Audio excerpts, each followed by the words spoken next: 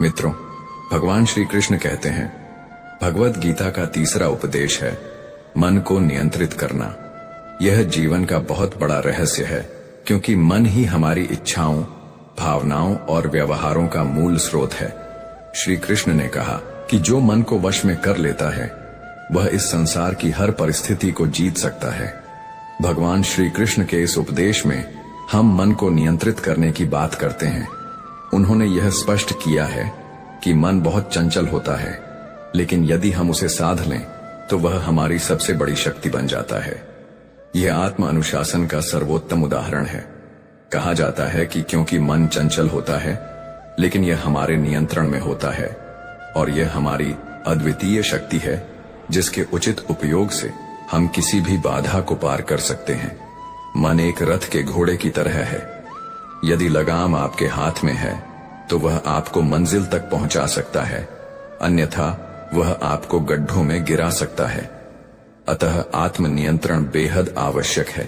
आपका मन आपके जीवन में अच्छाई पैदा करने के लिए सबसे महत्वपूर्ण होता है, लेकिन अगर इसका सही इस्तेमाल ना किया जाए तो यह आपके जीवन की सबसे महत्वपूर्ण चीज बन जाता है।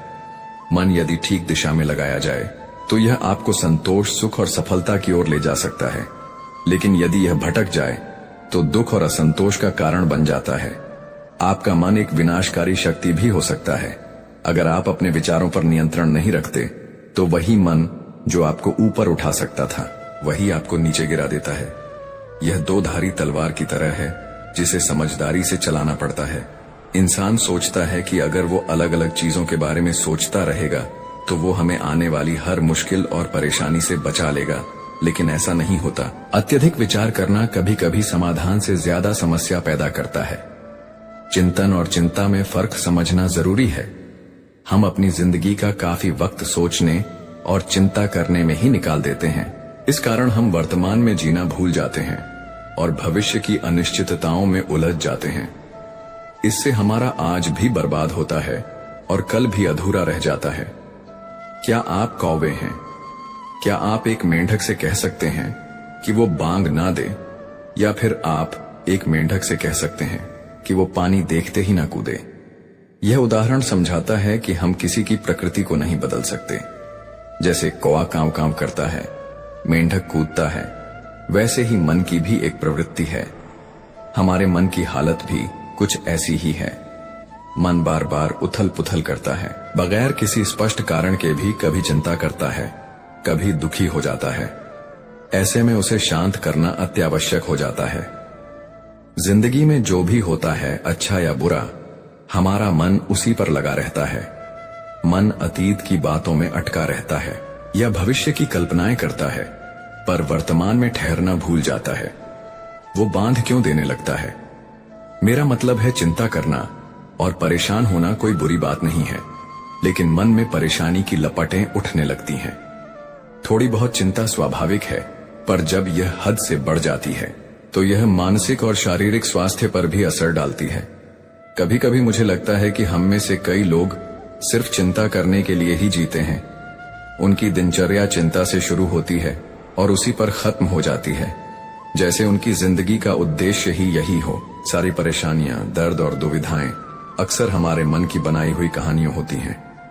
मन कल्पना करता है, फिर उन कल्पनाओं को सच मान लेता है और फिर उन्हीं से डरता है।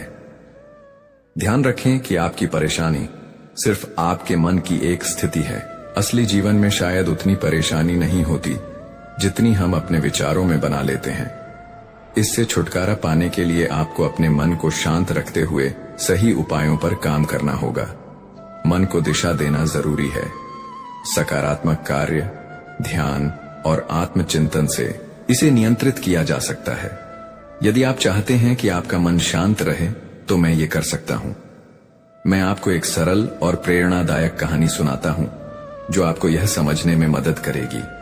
आपको एक कहानी के माध्यम से समझाता हूं। एक सेठ के पास बहुत धन था, लेकिन फिर भी उसके मन में शांति नहीं थी।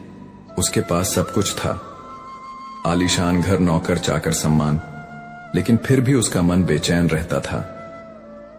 एक दिन किसी ने बताया कि एक नगर में एक संत रहते हैं। वे लोगों को ऐसी सिद्ध देते हैं जिससे वे मनचाही चीज पा सकते हैं। सेठ के मन में उम्मीद जगी कि शायद वही संत उसकी बेचैनी का हल बता सकें। सेठ जाता है। वह साधु के पास गया और बोला, महाराज, मेरे पास धन बहुत है, लेकिन मन में शांति नहीं है। उसने नम्रता से निवेदन किया, हे महाराज, मेरी दौलत से मेरा जीवन भरा है, लेकिन मन खाली है।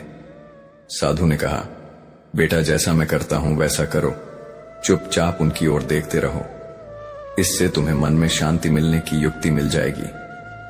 संत ने मुस्कुराते हुए कहा, मन को समझना है तो पहले खुद को अनुशासन देना सीखो। अगले दिन साधु ने सेठ को कड़ी धूप में अपने अंदर बैठाया और स्वयं झोपड़ी में चले गए। सेठ को चुपचाप बैठने के लिए कहा गया। यह उसकी पहली परीक्षा थी। सेठ गर्मी से व्याकुल हो गया, लेकिन चुप रहा। उसने मन में सोचा, शायद यही साधना का पहला चरण है।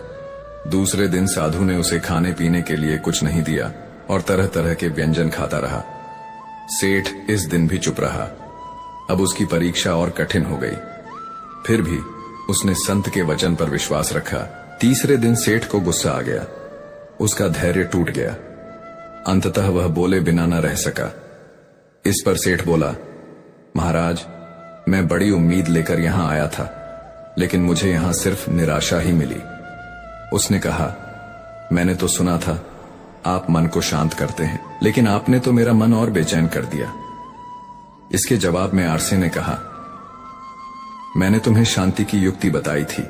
साधु मुस्कुराए और बोले, यही तो था तुम्हारा उत्तर मित्रों। भगवान श्री कृष्ण कहते हैं कि शांति बाहरी साधनों से नहीं, बल्कि स्वयं के प्रयास से मिलती है।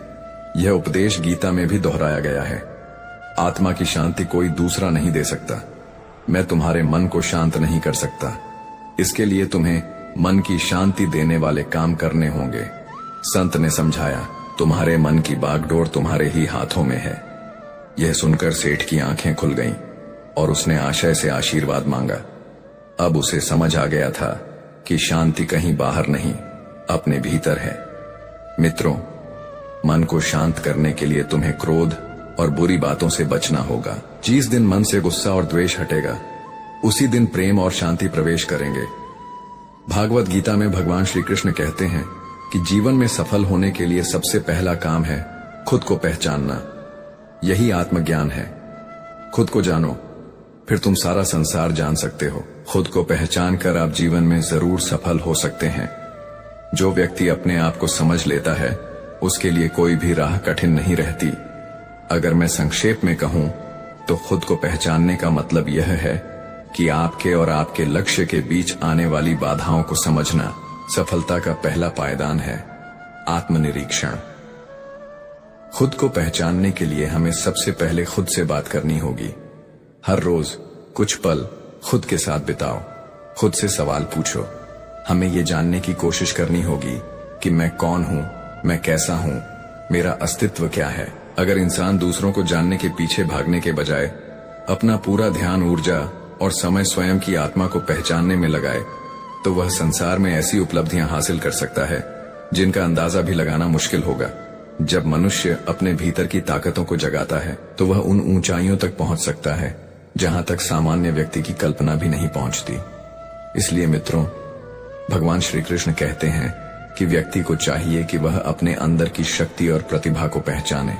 उठो, जागो और तब तक मत रुको जब तक अपने वास्तविक उद्देश्य को प्राप्त न कर लो। यही आत्मबोध का मार्ग है। यही सफलता की असली कुंजी है।